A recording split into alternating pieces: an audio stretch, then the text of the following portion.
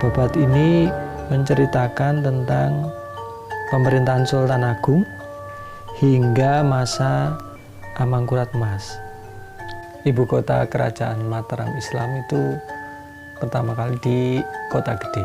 Kemudian dari Kota Gede itu dipindah pada masa Sultan Agung ke Kerto. Sepeninggal Sultan Agung kemudian dipindahkan ke Pleret oleh Sunan Amangkurat I. Nah, pada masa pemerintahan Sunan Amangkurat I itulah terjadi pemberontakan Trunojoyo. Itu yang menyebabkan istana jatuh ke tangan musuh dan Sunan Amangkurat I melarikan diri ke barat sampai di Tegal. Sebelum meninggal sebetulnya sudah memberi semacam wasiat kepada dua putranya. Satu Pangeran Adipati Anom sendiri sebagai putra mahkota. Yang kedua kepada Pangeran Puger.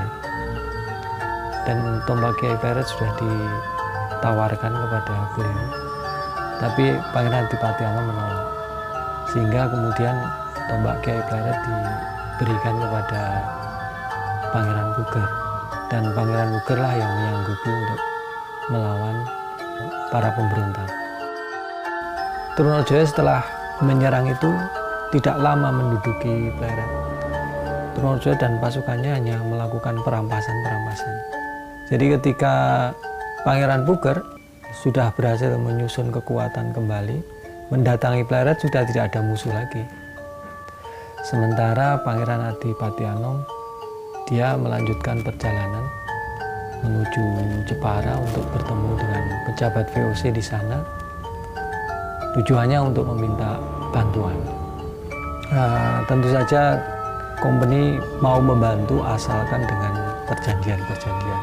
Bahkan di sana Pangeran Adipati Anom dinobatkan menjadi pengganti Amangkurat I menjadi Amangkurat II. Pangeran Adipati Anom ini dinobatkan jadi Amangkurat II dengan pakaian Belanda. Makanya dia disebut Amangkurat Amral dari kata admiral, pakaian admiral VOC itu. Dan dia adalah raja yang dinobatkan tanpa istana.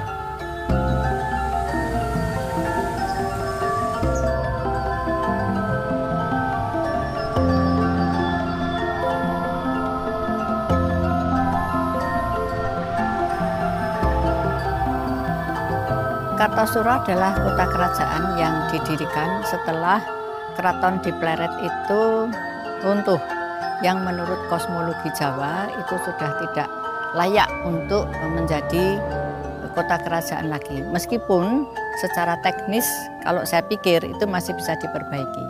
Maka Sunan Amangkurat II waktu itu memerintahkan kepada Adipati Sindurejo untuk mencari lokasi yang baru untuk kota kerajaan. Maka dipilihlah lokasi ini yang aslinya namanya itu Adikerto. Amangkurat II itu masih dibayang-bayang oleh banyak pemberontakan dan musuh gitu. Tentu dia akan sangat senang kalau bisa memiliki istana tapi juga memiliki akses yang mudah berhubungan dengan pesisir, di mana VOC sebagai partner yang bisa melindungi itu mudah diakses seperti itu. Kartosuro bukan satu-satunya tempat ya yang ditawarkan untuk jadikan ibu kota. Ada penawaran di Semarang dan di Solotigo. Tapi tentu saja itu tidak diambil karena tidak memenuhi kosmologi Jawa. Di dalam babat disebutkan bahwa pertama karena tanahnya datar dan luas, bawiro istilahnya dalam bahasa Jawa. Selain itu tampaknya juga dipilih yang melanjutkan tradisi atau kebiasaan sebelumnya, bahwa kota-kota kerajaan itu berada di antara dua sungai, seperti itu. Yang pertama kali dibuat di sini tentunya adalah tempat tinggal atau kediaman raja. Nah, kemudian berkembang menjadi sebuah kota.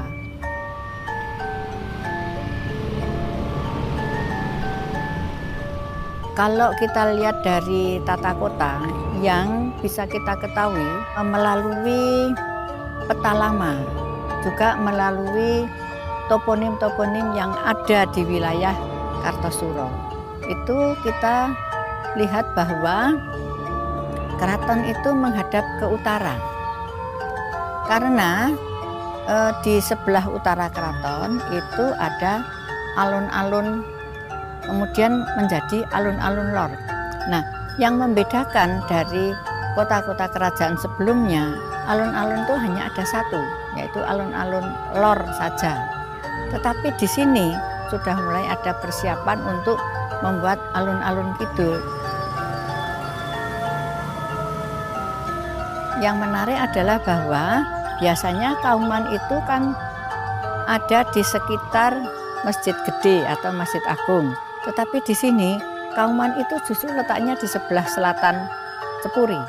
Apakah karena Masjid Agung itu pernah terbakar, kemudian Kaumannya dipindah ke selatan, itu yang sampai sekarang kita tidak mengetahui. Lalu juga di pinggir alun-alun utara itu ada pasar. Tetapi kita jangan membayangkan bahwa pasar pada abad ke-17 itu sudah ada bangunannya, itu belum.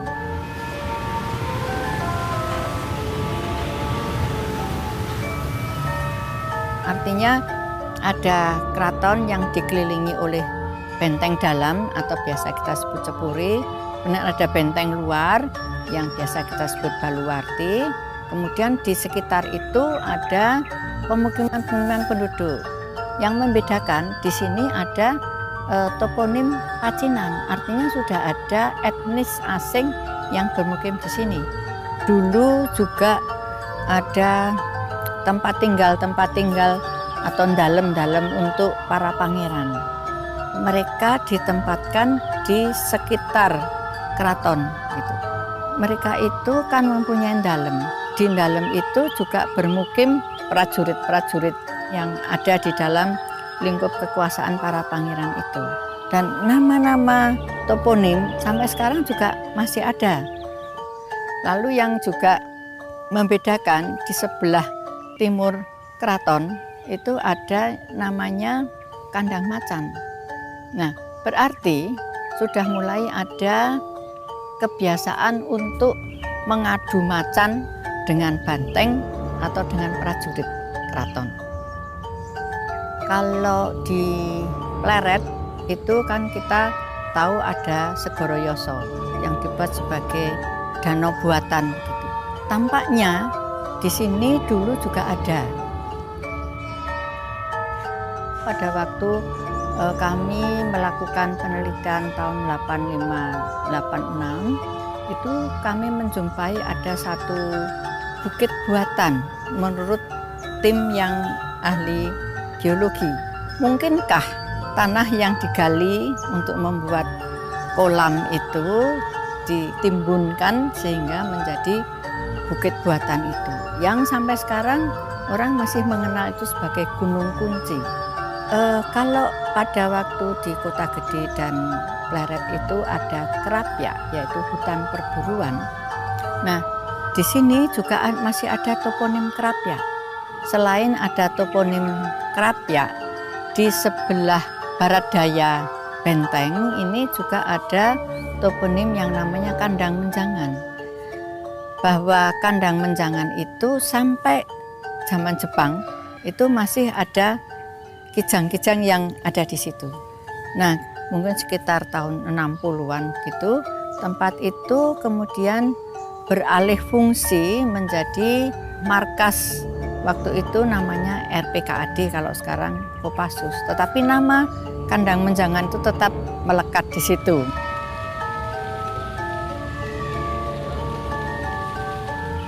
Yang menurut saya juga menarik itu adalah toponim Keputren.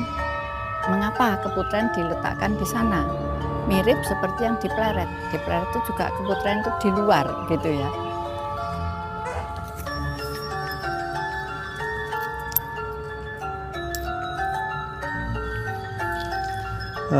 Di sini banyak ditemukan keramik-keramik asing, terutama Cina, dan melihat indikasinya ini merupakan dari masa Ming akhir sampai Qing awal. Jadi periodenya sekitar abad 16-17. Dan lokasi ini oleh masyarakat setempat disebut atau terkenal dengan Keputren, di mana Keputren ini letaknya jauh di luar Cepuri, tetapi masih berada di dalam lingkup Baluwarti.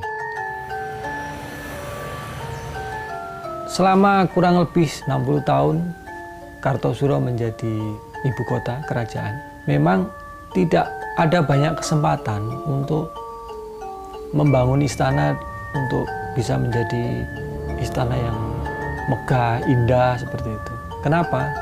Ya karena itu periode perang yang panjang. Kita masih beruntung bahwa tembok ini masih utuh, batanya tidak diambili oleh warga. Tembok Cepuri ini buat dari bata yang ukurannya sudah tidak setebal dan sebesar yang ada di keraton pendahulunya. Tembok Cepuri ini kalau saya hitung ketebalannya sekitar 8 lapis. Dan susunan bata ini masih tetap tidak menggunakan spesi.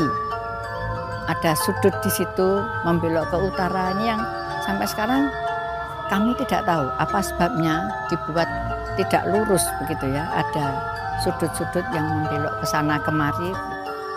Tembok benteng ini adalah benteng yang dibuat dengan arsitektur benteng Jawa yang berbeda dengan gaya Eropa yang memakai bastion dan di atas tidak ada lubang untuk menempatkan meriam. Persis tidak jauh dari istana juga dibangun garnisun atau benteng militernya company di situ. Bahkan di dalam istana pun mulai dipikirkan agar untuk kepentingan keamanan itu ditempatkan juga garnisun VOC. Persis di depan Proboyekso itu didirikan menara-menara yang dipakai untuk penjagaan, menara-menara pasukan VOC. Bangunan ini masyarakat setempat menyebutnya dengan istilah gedong piring, dan ini ditengarai merupakan bangunan dari pengaruh asing, mungkin Belanda. Ada beberapa indikasi tentang hal itu. Yang pertama, bangunannya bertingkat, karena bangunan pada masa itu biasanya tidak bertingkat, dan kondisi sekarang kita bisa melihat di atas maupun di bawah ada 2 lubang ini, dan diduga ini merupakan bekas dari jendela. Kemudian yang kedua ada spesi dan ada lepa, itu yang mengindikasikan, karena kalau kita bandingkan dengan Cepuri itu tidak ada spesi dan lepa. Kemudian yang ketiga, batanya juga lebih besar dibanding dengan Cepuri. Itu beberapa hal yang mengindikasikan tentang itu. Dari peta atau sket-sket lama diduga bangunan ini merupakan VOC Watch House. Jadi ada 2 menara penting ya di depan Keputren dan Proboyekso yang langsung didiami oleh keluarga inti kerajaan, itu dijaga juga oleh VOC. Kemudian selain ada loji company, juga muncul toponim yang namanya Gedong Obat. Itu artinya adalah tempat untuk menyimpan mesiu. Nah, jadi bukan berkaitan dengan obat. Jadi mestinya pada waktu itu senjata api sudah lebih banyak dikenal daripada masa sebelumnya. Ada beberapa kejadian penting ketika sekitar tahun 1685 itu Istana Mataram kedatangan Suropati, kalau yang dalam sejarah dikenal Untung Suropati. Tentu saja ini mengundang konflik dengan VOC karena Suropati kan musuhnya VOC. Sementara Mangkurat II yang dulu dibantu VOC kok melindungi buronan VOC. VOC ini udah mulai cerewet nih, berkali-kali mengirimkan surat atau utusan untuk menagih hutang-hutang Mataram yang dibuat dari perjanjian sejak pemberontakan Trunojoyo itu. VOC mengirimkan utusan, yaitu Kapten Tak. Mungkin persepsinya Kapten Tak akan memimpin pasukan untuk menyerang. Sehingga dibuatlah semacam strategi atau taktik. Pasukan Suropati diperintahkan untuk menghadang Kapten Tak di luar keraton. Kemudian konon Pangeran Puger dan beberapa pasukan Mataram mereka mengenakan pakaian ala orang-orangnya Suropati, kan punya pakaian khas untuk menghajar garnisun VOC yang ada di Kartosuro dan juga membakar salah satu pendopo yang ada di Keraton Kartosuro. Tujuannya apa? Untuk mengecoh orang-orang VOC bahwa sebenarnya yang melakukan penyerangan bukan pasukannya Amangkurat II, tapi pasukan Bali, orang-orangnya Suropati. Memang dalam babat itu ada beberapa versi. Versi pertama yang berhasil membunuh Kapten Tak itu Suropati, tapi ada juga versi yang menyatakan yang berhasil membunuh Kapten Tak itu adalah Pangeran Puger. Nah, setelah kejadian itu maka Suropati ditunjuk menjadi bupati di Pasuruan. Tapi tak lama kemudian tahun 1703 itu Amangkurat II meninggal. Kemudian segera digantikan oleh putranya yaitu Raden Mas Kencet. Kemudian menobatkan diri menjadi Sunan Amangkurat yang ketiga. Tapi dengan Amangkurat III ini VOC berubah sikap. Karena saat Amangkurat III menjadi raja, VOC nggak dikasih tahu, nggak diajak pertimbangan dan sebagainya. Kemudian ketika Pangeran Puger datang ke Semarang untuk minta bantuan VOC, terjadilah koalisi untuk kemudian menyerang Amangkurat Mas. Tapi sebelum itu Pangeran Puger dinobatkan menjadi raja dengan gelar Pakubuwono I. Dengan begitu maka Keraton Kartosuro diambil alih oleh Pakubuwono I. Kemudian Pakubuwono I memerintahkan supaya Amangkurat Mas ini dibuang ke Sri Lanka. Tahun 1719 itu Pakubuwono I meninggal, diganti putranya menjadi Sunan Amangkurat yang keempat. Kalau dalam historiografi Jawa itu dikenal Sunan Amangkurat Jawi. Pada tahun 1726 itu Amangkurat IV mati diracun. Tidak terlalu dijelaskan siapa yang meracun itu.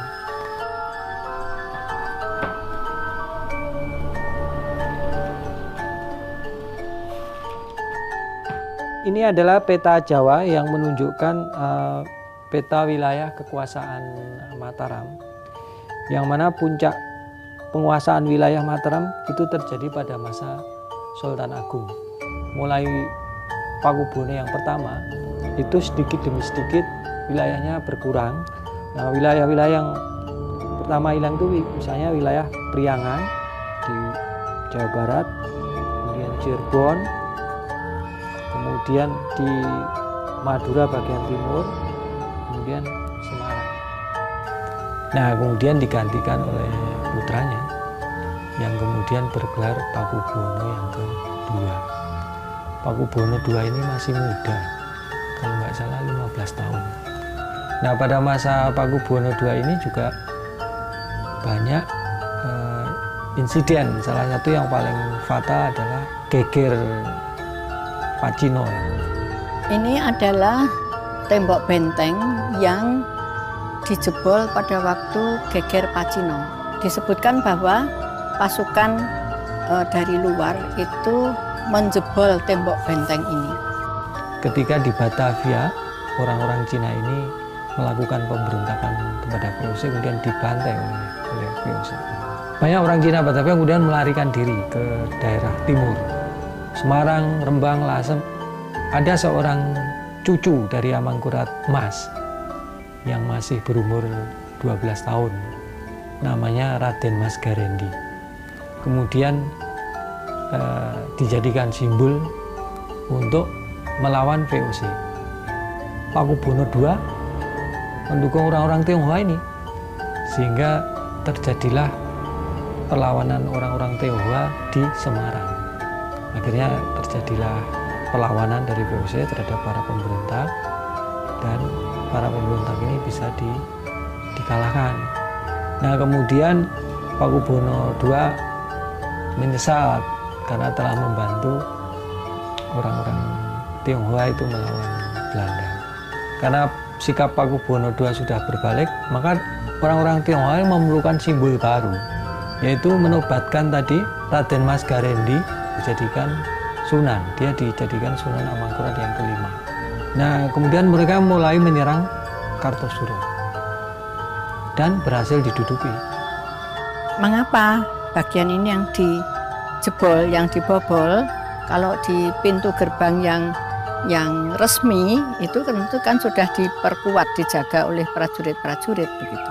Nah, bagian ini tentunya tidak dijaga. Sempat Raja Sunan itu meloloskan diri dari keraton, kemudian melarikan diri ke arah selatan, ya, Ponorogo dan sekitarnya, sampai kemudian dijemput kembali untuk bertahta kembali di keraton di Kartosuro. Ya, kembali ini cerita berulang pada periode Pleret. Ya, mereka memutuskan untuk memindahkan istana dari Kartosuro ke tempat yang baru. Lokasi yang baru itu ada di sebelah barat Bengawan Solo. Di situ sudah ada pemukiman. Yang bermukim di situ adalah Kiai Solo. Yang dibawa antara lain adalah Bangsal Witono di Keraton Kartosuro. Juga dibawa bibit pohon beringin. Tampaknya di Keraton Kartosuro itu sudah mulai ditanam pohon beringin di alun-alun. Pemindahan terjadi pada tahun 1745. Dikisahkan bahwa Sunan Pakubono II itu pindah ke keraton yang baru dengan menaiki kereta yang dipinjamkan oleh VOC.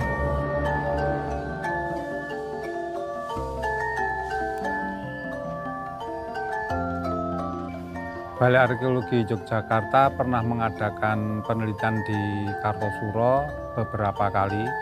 Penelitian tersebut dilakukan dalam bentuk survei dan dilakukan kerjasama antara 3 pihak, Balai Arkeologi Yogyakarta, yang kedua SPSP Suaka Peninggalan Sejarah Purbakala Provinsi Jawa Tengah yang sekarang menjadi Balai Pelestarian Cagar Budaya Jawa Tengah, dan yang ketiga dari jurusan Arkeologi Fakultas Ilmu Budaya Universitas Gadjah Mada, dan menghasilkan data baik yang bersifat fisik maupun non-fisik. Data yang fisik berupa data keraton, dalam hal ini Cepuri, tembok Cepuri, kemudian tembok Baluwarti, kemudian kita juga mendapatkan data tentang jaringan jalan, permukiman, dan ada 2 rumah pangeran. Kemudian data yang non-fisik kita mendapatkan nama-nama berupa toponim. Pernah juga ada ekskavasi di sekitar keraton ini pada tahun 1988 kalau saya tidak keliru. Itu tim menemukan fragmen-fragmen pipa cangklong hauda. Itu mengindikasikan bahwa pada waktu itu ada orang-orang Belanda yang dia memang ditempatkan di situ. Di sini saya lihat selama sekian belas tahun itu ada hal yang menurut saya, pandangan saya sebagai seorang arkeolog begitu, ada yang kurang menggembirakan karena misalnya ada bangunan baru di bawah pohon beringin yang tua itu. Pohonnya sih masih tetap sama dulu juga di situ, tapi kemudian ada dibuat baturan yang baru. Kemudian juga bangunan-bangunan pemakaman termasuk cungkupnya juga bertambah. Nah, ini bisakah misalnya meskipun ini sudah dimiliki keraton, tetapi ada SOP-nya ya, apa yang boleh dan apa yang tidak. Sebetulnya untuk menjaga kelestarian situs ini, yang ini adalah pendahulu dari Keraton Surakarta dan Keraton Ngayogyakarta.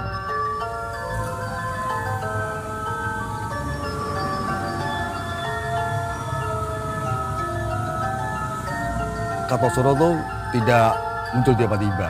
Sebuah peradaban itu selalu ada latar belakang dan benang merahnya dengan masa lalu itu. Walaupun kita tahu tidak banyak ketinggalan yang tersisa dari Keraton Kartosuro ini, tetapi kita tidak boleh lupa bahwa konteks Mataram Islam dalam konstelasi kerajaan di Nusantara itu berperan sangat penting. Hal pertama yang harus dilakukan adalah masalah status cagar budaya. Karena Keraton Kartosuro itu belum memiliki status cagar budaya. Tetapi walaupun begitu, menurut pasal 31 ayat 5 Undang-Undang Nomor 11 tahun 2010 tentang cagar budaya yang menyatakan dalam masa pengkajian bangunan situs diduga sebagai cagar budaya, dilindungi dan dilakukan seperti cagar budaya, maka harus segera dilakukan penetapan cagar budaya yang pengusulannya oleh tim ahli cagar budaya Kabupaten Sukoharjo, kemudian ditandatangani oleh Bupati.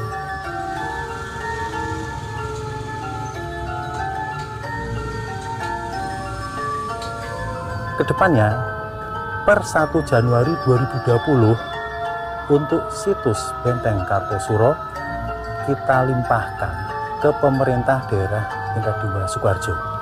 Kalau kami dari BPCB itu kita bisa ikut mengawasi. Kemudian dalam pembagian pendanaan pun kita bisa melakukan pendampingan pendanaan.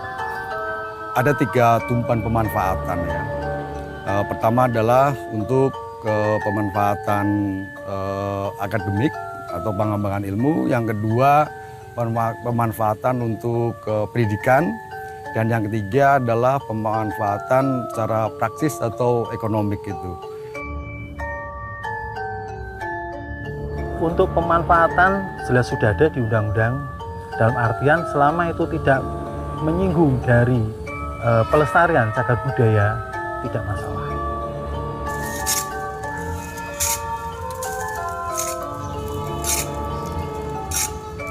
Agak sulit memang ketika kita harus mengembangkan atau memanfaatkan suatu situs yang hanya beberapa potong saja sisanya gitu. Tapi setidaknya kita tidak boleh lupa bahwa Kartosuro ada ialah bagian dari perkembangan peradaban sejarah nasional.